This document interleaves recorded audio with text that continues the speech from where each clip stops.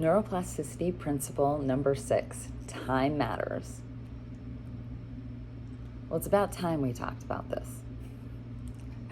So research says that neuroplasticity follows a sequence of changes, and that when our brain is healing, it's going to be important to be neuroprotective in nature and to promote growth. So when should I do what? Well, the acute phase should really be neuroprotective, and it's really most effective to start speech therapy in this time, the first week after you've had your brain injury. And the rest of the body needs to rest. You want to avoid excitotoxicity. In the subacute phase, synapses are pruned, and that's when you transition into intense therapy. In the chronic phase, that's where map reorganization occurs, and this is where you really want to ramp it up. You want to not slow down and just give it all you've got.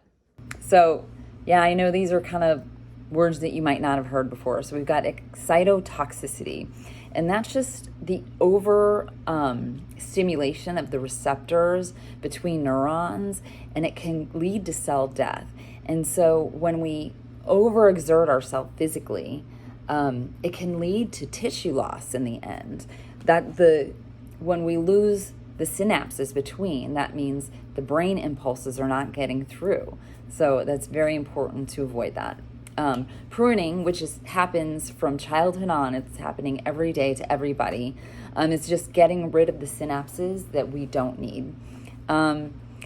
With brain injuries, we can lose the function due to pruning of specific limbs. If we're not using something, the body thinks we're done with it, and it will prune and cut out those synapses. So it's important to keep using your limbs and your functions. So it's all a balancing act between, this protection element, and we want to advance your therapy too. We have to be cognizant of both. We also want to limit the compensatory actions that you might make so that we don't prune out those neurons.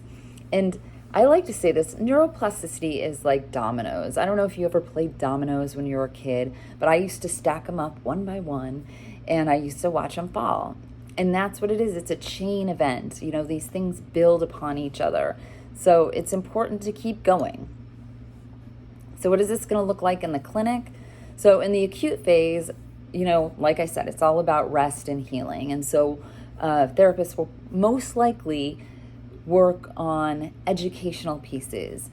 Speech has been shown, if you start speech this early, it's not physically exerting in the body. It's definitely exhausting as far as using the brain, but it's shown to have good results. So it's going to be about speech, about critical thinking, and education. In the later phases, we really want to pay attention to our body mechanics. So when the therapist is telling you, oh, watch what you're doing with your shoulders, you're using your shoulders rather than reaching with your arm. Pay attention to these things, because that's how we're going to limit that pruning of synapses.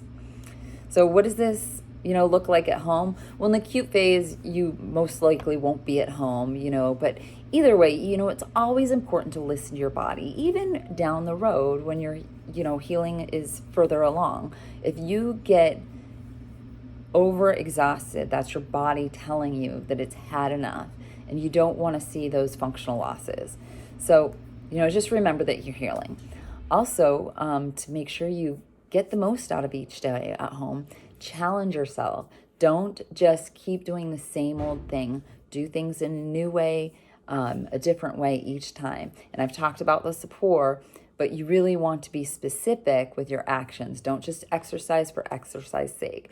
Think of the motions that you're moving in therapy and like when you're going to the gym, and try to do those in functional tasks. When you're reaching to put the dishes away, unloading the dishwasher. What about laundry, carrying things? You might not see it that way, but that's just another way to bring the whole motor cortex into activation.